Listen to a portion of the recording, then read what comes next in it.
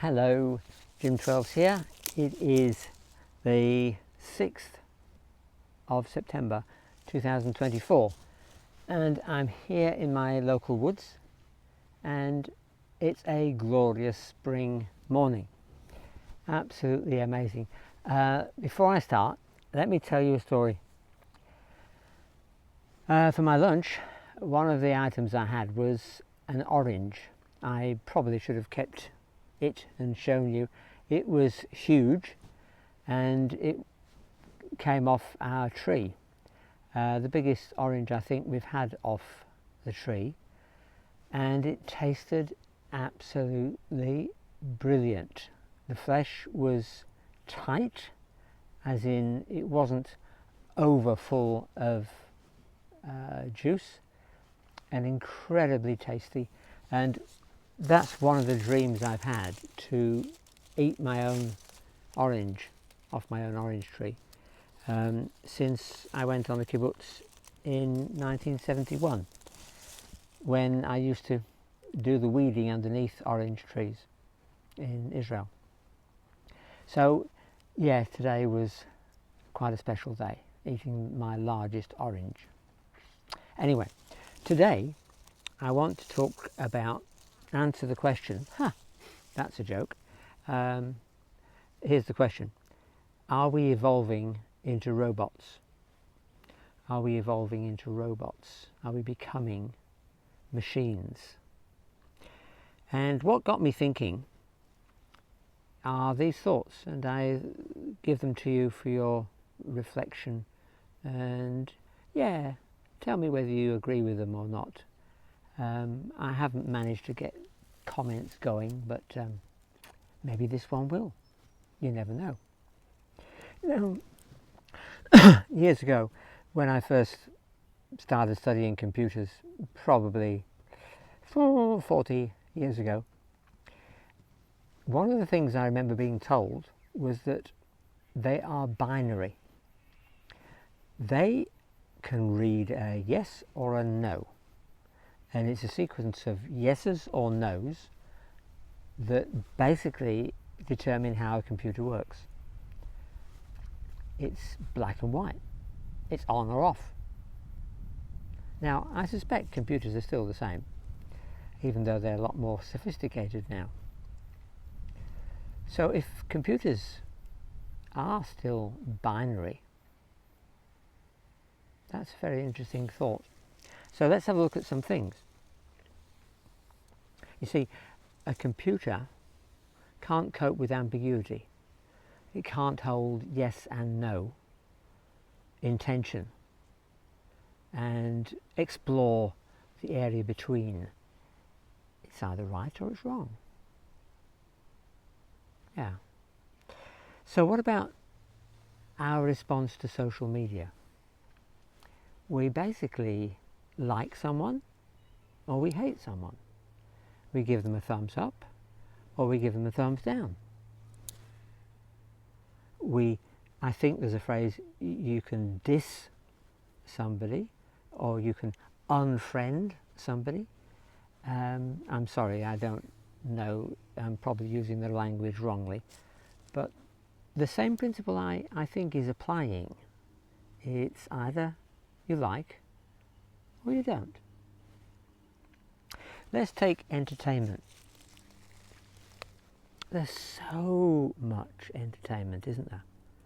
There's entertainment at our fingertips. There's entertainment on the bus, on the train, on the metro. Entertainment everywhere. And we like it or we don't. I don't think we spend a lot of time thinking about why we like something and why we don't. We just, well, we haven't got time, have we?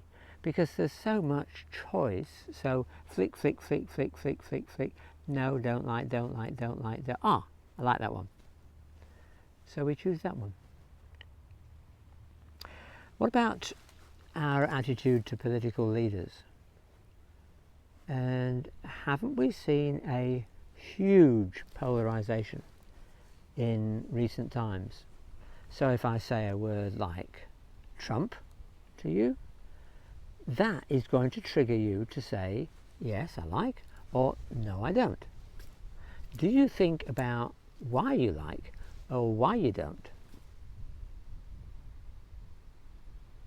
It's almost a knee-jerk, it's almost a reflex action that we simply respond in a particular way, don't we? We either like Trump or we don't. What about the cancel culture? Now, I was particularly struck by the way that the cancel culture, I think, first hit in universities. What? Universities? Yes. Why would you ever cancel an idea or a hypothesis before you've heard it? But that's what universities have and are doing. They won't have a bar of a particular perspective. It's wrong, therefore we won't even explore it. We'll cancel. The implication is that they've actually made a booking and they have to cancel it. It's like Victoria cancelling the Commonwealth Games. But what do they like? The gay games. Okay, so it's again a hate and a like. And I'm sure all Victorians want to support the gay games. Now, the echo chamber. That's a phrase I've heard for several years in the context of social media, where the implication is that because of the algorithms that feed us material, we only ever hear what we want to hear. And we never hear an alternative view. So it sort of ploughs and ploughs and ploughs the same field with the same material till all you ever see growing in that field is the same crop. How have we got to this? How have we got to this where we're happy to live in echo chambers and not to have our preconceived ideas challenged? I think that's sad. And my final reflection is on mainstream media. Now, I've talked about mainstream media many times, I guess, but it strikes me there's a high level of superficiality. We never ask questions. No, it's just the same diet, the same menu every tea time. And we've got a medical breakthrough, we've got a sporting victory, we've got a sporting hero, we've got some hoons being chased by the police. What else is there? There's a set diet, isn't there? And that is what we consume. Now, for example, when the weather gets hot, it's another example of global warming, and we never question that. We're not allowed to question whether it's global warming or just chance. Or is it the sun and the sunspot activity that goes in cycles? I wonder. Do we ask that question? I doubt it. And what about the news items which are really clever at spreading the fear of disease? They are so clever of perpetuating the idea that in our sophisticated, civilized, high technology era, we should be expecting another Black Death?